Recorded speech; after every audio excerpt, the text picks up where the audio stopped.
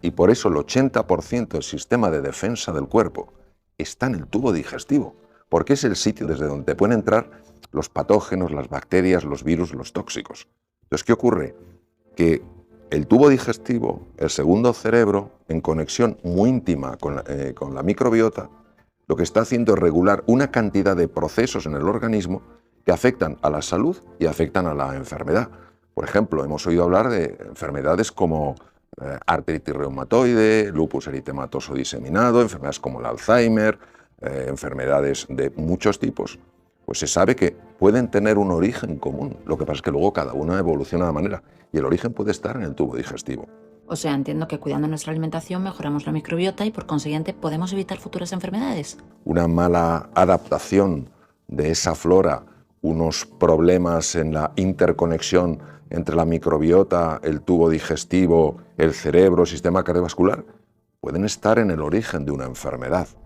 Cuadros como la ansiedad o la depresión que asolan a tantísimas personas en el mundo pueden tener parte de su origen en una pobre nutrición.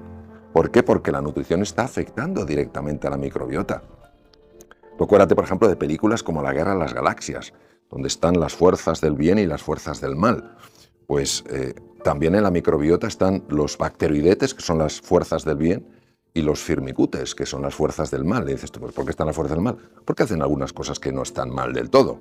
Entonces, cuando la población de los firmicutes, de las bacterias que son fundamentalmente dañinas, aumenta, la de los bacteroidetes disminuye. Las fuerzas oscuras van ganando, las fuerzas de la luz se van reduciendo. Y esto produce, por ejemplo, una alteración en lo que se llama las uniones densas en el intestino y empiezan a entrar productos tóxicos que generan lo que se llama la inflamación crónica de bajo grado, que está detrás de la mayor parte de las enfermedades.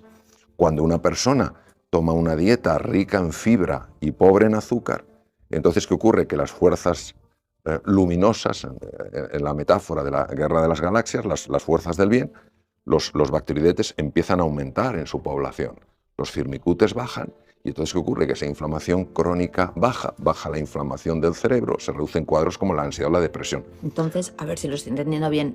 Hay enfermedades mentales que tienen su origen en el tubo digestivo y pueden mejorar atacando directamente a este, ¿no? Lo bonito es ver que todo está conectado. Es decir, que nosotros tendemos a separar las cosas y a estudiarlas como si fueran partes de un reloj, totalmente independientes, y lo que vemos es que está conectado. El pensamiento afecta a los sentimientos a los procesos hormonales que tienen lugar.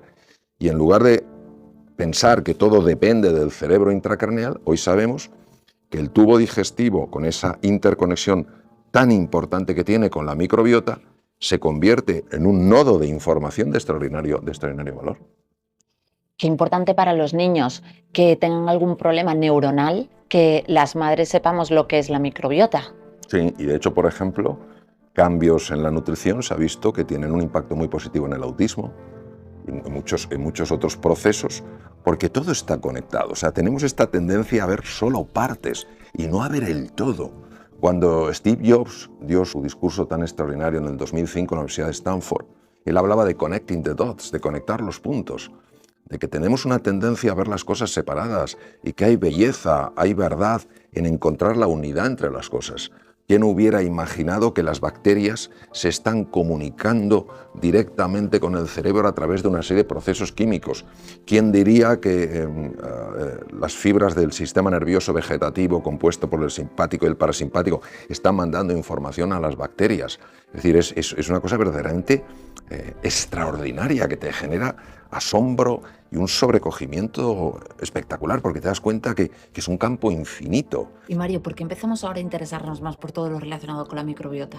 Hace muchísimos años nadie hablaba de esto, se consideraba que el tubo digestivo solo servía para absorber los alimentos, que ya está bien, pero hoy en día ya se sabe que hay mucho más que eso, que es una red de comunicación que está formando parte de ese proceso extraordinario que es la mente, que la mente no es simplemente información que sucede en el cerebro, que la mente es una red de información que conecta todo, tan bonito, que claro, uno nunca se puede aburrir si le gusta investigar y explorar esto. Que la fuerza de la microbiota te acompañe. Y a ti también, Marina, más nos vale. Más nos vale. Sí, sí.